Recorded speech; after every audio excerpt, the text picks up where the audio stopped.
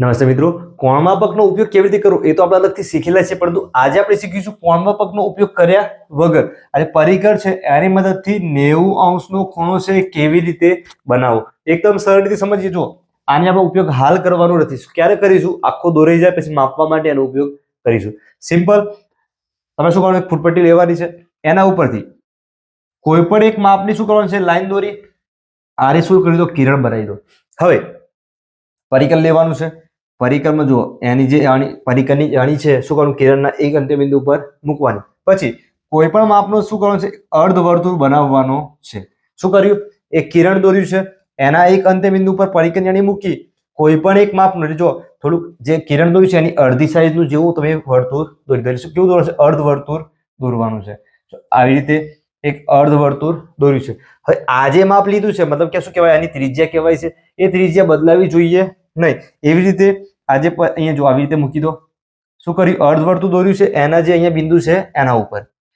પછી આજે અર્ધવર્તુળ ઉપર શું કરવાનું છે? એક આવી રીતે ચાપ બનાવવાનું છે. એ ચાપ બની જાય પછી ફરીથી અહીંયાથી જો પરિકર ઉઠાવવાનું છે, એનું માપ બદલાવવું જોઈએ નહીં. આવી રીતે મૂકવાનું છે. પછી એ જ અર્ધવર્તુળ જે આપણે દોર્યું છે લાઈન, એના ઉપર ફરીથી એક આવી રીતે ચાપ બનાવવાનું છે. શું કર્યું? કિરણ દોર્યું છે, એના એક અંત્ય બિંદુ ઉપરથી એક અર્ધવર્તુળ જેવું દોર્યું છે. એ જે ત્રિજ્યા લીધી છે એ જ ત્રિજ્યા અર્ધવર્તુળના જે બિંદુ છે અહીંયા, તો એના ઉપર શું કરવાનું છે? અહીંયા મૂકી એક ચાપ દોરવાનું છે. એમાં ફરીથી જે ચાપ આવે છે એના ઉપરથી એક ચાપ બનાવવાનું છે. હવે ફરીથી જો અહીંયા મૂકેલું છે ત્યાં રહેવા દો. પછી ઉપરની તરફ આવી રીતે શું કરો? એક ચાપ દોરી દો. દોર્યો છે. પછી આ જે બીજું દોર્યું છે ત્યાં આવી રીતે લેશો, તો એના ઉપર મૂક્યું છે. પછી જો આવી રીતે થશે, તો આ બંને ચાપ શું કરવાનું છે? અહીંયા આવી રીતે દોરી દેવાના છે. ખ્યાલ આવ્યો છે? હવે આનો ઉપયોગ છે નહીં. પછી ફૂટપટ્ટી લેવાની છે. ફૂટપટ્ટીને શું કરશો? આવી રીતે ફેરવશો છે, આવી રીતે જો. પછી આ બંને શું કરવાના છે? જોઈન્ટ કરવાના, મતલબ કે જોડી દેવાના છે.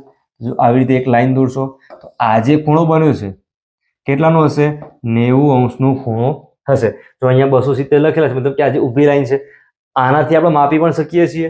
આવી રીતે એક લાઈન અહીંયા મૂકી છે, જો અહીંયા પણ લખાઈને પણ આવી જશે. જો છે, તો આ જે વાદળી લાઈન છે બંને, આ જે નીચેની શું કહેવાય? એની બેઝ લાઈન જે કહેવાય છે એ ઊભી લાઈન છે શું બતાવે છે? ખૂણો. જો અહીંયાથી 0 એમ ગણતા 50, 60, 70, 80, 90 ક્યાં લાઈન બંને મેચ થાય છે. જો અહીંયા માપ પણ લખેલું છે, કેટલું છે? 90. આવી રીતે આપણે એકદમ આસાનીથી 90 અંશના માપનો ખૂણો દોરી શકીએ છીએ. બીજા અલગથી જેમ કે 60 દોરવો હોય તો જો અહીંયાથી આપણે અહીંયા જોઈન્ટ કરી દઈએ. કયું છે? જો આપણે અલગથી કરીએ, આજે બંને જોઈન્ટ કરી દઈએ અને આજે બનશે એ કેટલાનો હશે? તો 60 અંશનો હશે. અહીંયાથી આપણે જો અહીંયા જોઈન્ટ કરીશું સીધી લાઈનમાં, આજે આખો બનશે કેટલો હશે? 120 અંશનો હશે. અલગથી તમારે સમજવું હોય કે 120 કેવી રીતે બનાવવો છે, 60 કેવી રીતે બનાવવો છે, તો સેમ આ જ આપણે 90 સુધી જોઈન્ટ કરવાનું નહીં. એક કિરણ દોરો, પછી એક અર્ધવર્તુળ દોરો, પછી અર્ધવર્તુળનું જે માપ છે એ જ ત્રિજ્યાનો ચાપ દોરો. એક વખત ચાપ દોરશો જોઈન્ટ કરશો તો 60 બનશે, બે વખત માટે તો 120 બનશે. તો 60, 120 તો ફરીથી આપણે રિવિઝન કર્યું છે, અલગથી પણ વિડીયો મૂકેલો છે.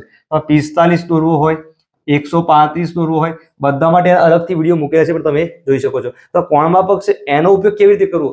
ખૂણો દોરવા માટે તો ખૂણો માપવા માટે, તો એના પણ અલગથી વિડીયો મૂકેલા છે, તમે જોઈ શકો છો. કરવાનું શું? પ્લેલિસ્ટમાં જવાનું, તમારે જે ટોપિક શીખવું છે અથવા જે ચેપ્ટર શીખવું છે દરેકના વિડીયો મૂકેલા છે. વિડીયો પસંદ આવે લાઈક સાથે શેર કરજો. ફરીથી મળીશું નવા વિડીયો સાથે. ધન્યવાદ.